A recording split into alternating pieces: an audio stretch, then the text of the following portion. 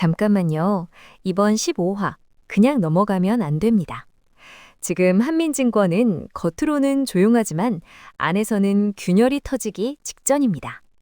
비자금은 사라졌고 해적단은 33% 지분 정황을 만들었고 주주총회에서는 강필범 해임안이 올라갑니다. 이 숫자가 왜 의미 있냐면 이건 단순 투자 비율이 아니라 경영권을 직접 건드릴 수 있는 수치이기 때문입니다. 그런데 이번 회차에서 더 위험한 건 숫자가 아니라 과거입니다. 마침내 송주란 실장과 봉달수의 검은 연결고리가 수면 위로 떠오르기 시작합니다.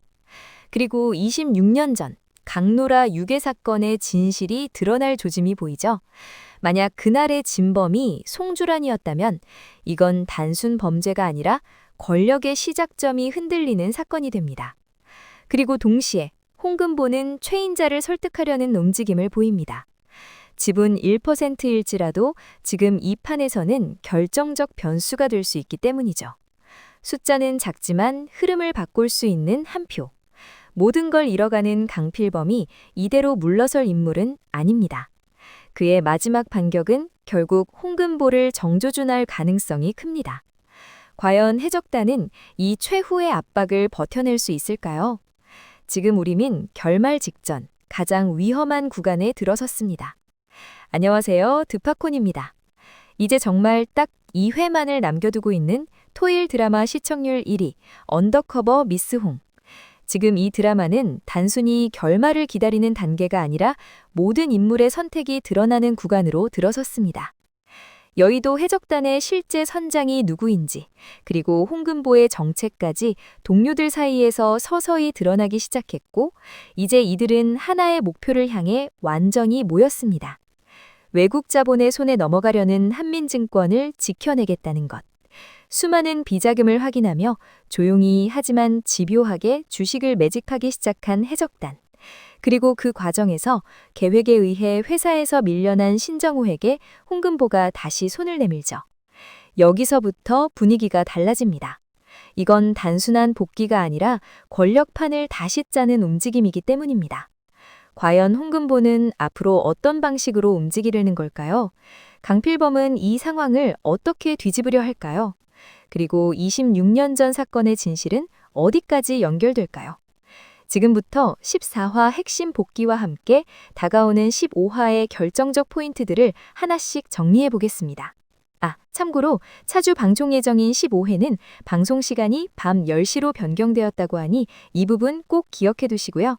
그럼 지금부터 바로 언더커버 미스 홍 리뷰와 예고 분석 시작하겠습니다.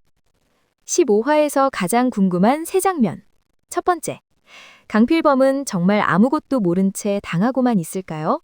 비자금은 사라졌고 지분은 흔들리고 있고 주총에서는 해임안이 올라갑니다.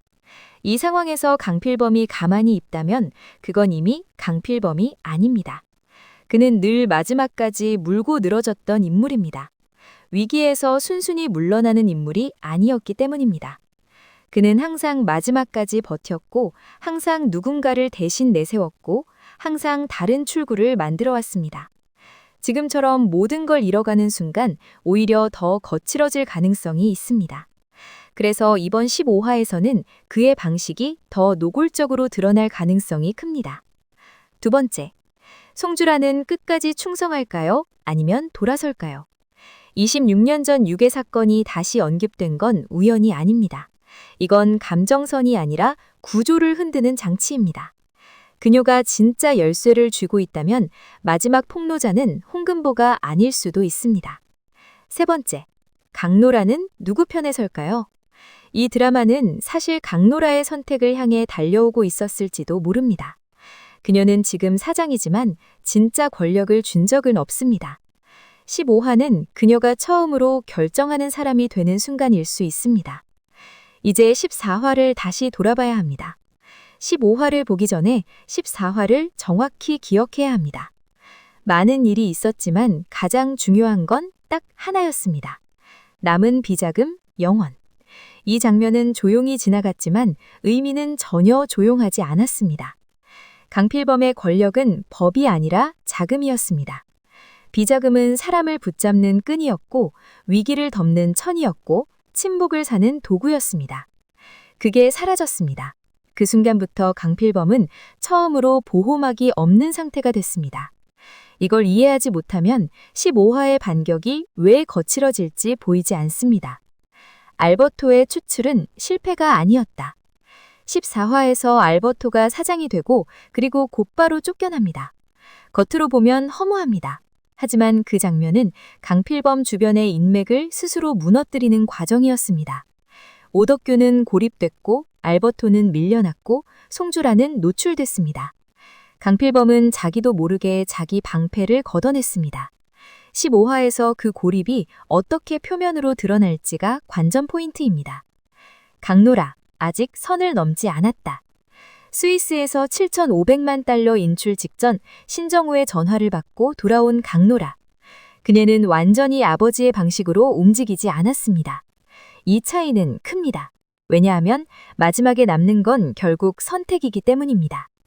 강노라가 끝까지 아버지를 지키면 이 드라마는 권력 연장으로 끝납니다.